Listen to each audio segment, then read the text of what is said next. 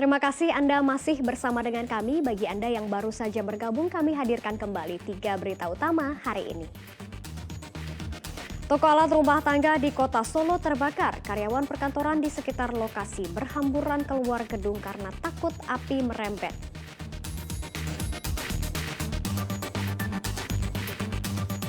Bermaksud mendahului sebuah minibus yang melaju kencang menghantam 3 sepeda motor. 1 pengendara motor tewas.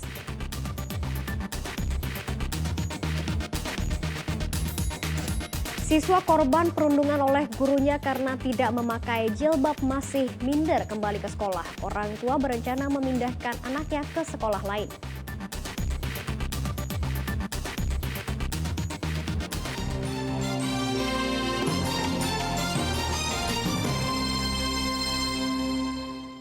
Satpol PP Kota Semarang membongkar 15 lapak pedagang di Kota Semarang Rabu siang. Pembongkaran dilakukan lantaran para pedagang mendirikan lapak di atas saluran air.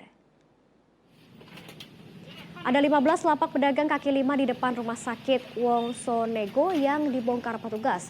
Usai membongkar, Satpol PP juga menyita properti pedagang mulai dari meja, kursi, tikar, dan juga gas. Petugas juga membongkar kayu yang dipakai untuk menutupi saluran air. Pedagang tak melawan saat barang dan perlengkapan dagangan mereka dibongkar dan disita petugas. Kepala Seksi Operasi Ketertiban Umum Satpol PP Semarang mengatakan tindakan pembongkaran lapak PKL kerap dilakukan di lokasi yang sama. Namun pedagang kerap kucing-kucingan. Berdasarkan Perda Nomor 3 Tahun 2018 ada larangan menggelar aktivitas di atas saluran air atau irigasi. Diharapkan dengan bersih-bersih ini tak ada lagi PKL liar. Membandel ya. Perda Nomor 3 2018 kami tidak ada pelanggaran yang amat sangat selalu menjadikan mereka seolah mempermainkan dari pihak Satpol. Nah ini ada unsur apa yang jelas kita tetap secara kontinu akan melakukan operasi terus khususnya di atas bantaran sungai ini yang menjadi kendala mereka menutup saluran dengan bentuk untuk penempatan. Informasi lainnya untuk Anda, korban perundungan siswa SMA Negeri 1 Sumber Lawang, Sragen hingga kini enggan bersekolah. Korban masih trauma lantaran perundungan yang ia terima karena tidak menggunakan jilbab. Hal itu diungkapkan orang tua korban saat ditemui di salah satu hotel di kota Solo. Pria 47 tahun ini mengatakan putrinya masih enggan bersekolah setelah mengalami perundungan karena tak memakai jilbab. Orang tua korban berencana memindahkan putrinya ke sekolah lain. Hal itu dilakukan agar putrinya kembali nyaman untuk belajar dan saat ini untuk mengejar ketertinggalan materi, orang tua mendatangkan guru les. Sebelumnya Gubernur Jateng Ganjar Pranowo telah menegur keras guru yang diduga melakukan perundungan verbal. Namun bagi orang tua korban hal itu dinilai belum cukup.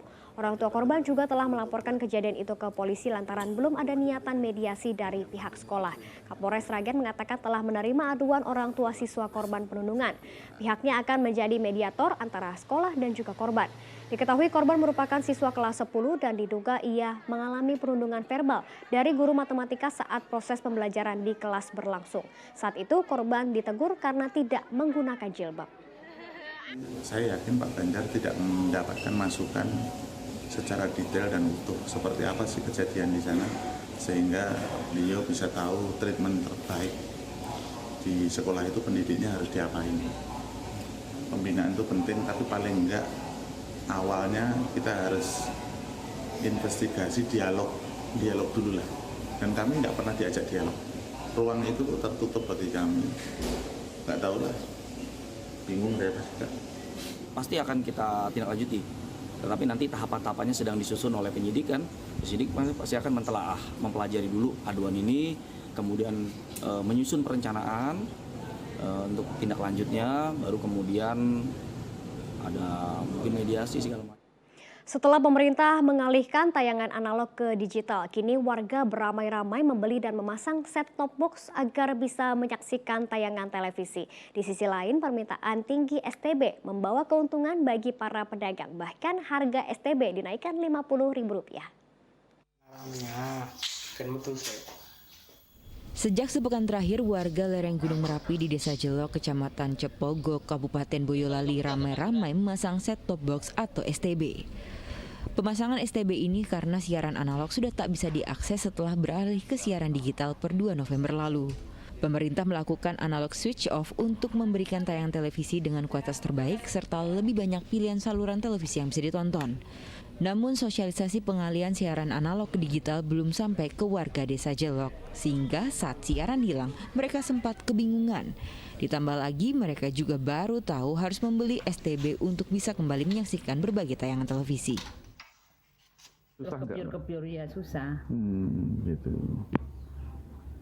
Terus untuk set box ini beli mbak ini? Iya beli tuh mas. Gimana? Berarti menambah ongkos lagi? Ya menambah ongkos lagi. Keberatan nggak mbak dengan kondisi seperti ini? Ya kondisi seperti ini berat sekali mas. Karena beneran gitu ku beras malah gitu ku set box gitu. Tapi setelah dipasang itu gimana? Ya sekarang saya sudah seneng, gambarnya bening, terus melihat channel mana-mana itu ada sekarang. Di sisi lain, dengan beralihnya tayangan analog ke digital membawa berkah tersendiri bagi para penjual STB. Sejak 2 November kemarin, penjualan STB meningkat 2 kali lipat. Jika pada Oktober hanya bisa menjual 10 hingga 20 unit per hari, kini 50 unit STB bisa terjual dalam sehari. Bahkan kita masih kewalahan untuk pemasangan aja, kita masih menjadwalkan untuk tidak bisa hari ini langsung gitu. Tapi kalau hanya untuk beli kita layani aja gitu. Terus harganya sendiri seperti apa? Kalau harga bervariasi mas, ini bahkan setelah tanggal 2 itu kan Jakarta sudah off, ini malah penjualan harga itu meningkat gitu. Meningkatnya juga cukup signifikan. Yang dulu ibaratnya hanya sekitar 200-an, sekarang sudah nyampe 300-an. Tingginya pembelian membuat harga STB juga naik sekitar Rp50.000. Awalnya STB dijual Rp250.000, namun kini mencapai Rp300.000 per unitnya. Yulianto melaporkan dari Kabupaten Boyolali. Pegiat literasi asal Kota Tegal, Yuskon, meraih penghargaan Nugra Jasa Dharma Pustaloka tahun 2022 dari Perpustakaan Nasional. Kepulangan Yuskon dari ibu kota disambut meriah ibu-ibu dan anak-anak PAUD di Kota Tegal. Ibu-ibu hingga anak-anak PAUD menyambut kedatangan Yuskon. Penyambutan yang meriah ini karena Yuskon mendapat penghargaan Anugerah Jasa Dharma Pustaloka 2022 dari Perpustakaan Nasional. Yuskon adalah sosok di balik Perpustakaan Sakila Kerti Laut di Kota Tegal. Ia mendapatkan penghargaan di bidang perpustakaan karena sebagai pegiat literasi yang memberikan layanan di bidang perpustakaan kepada masyarakat. Lewat penghargaan ini, Yuskon berharap teman-temannya akan terus mendorong agar literasi dan minat baca untuk seluruh kalangan bisa meningkat. Dengan teman-teman relawan Sakila Kerti menjadi bagian kebermanfaatan hidup di masyarakat.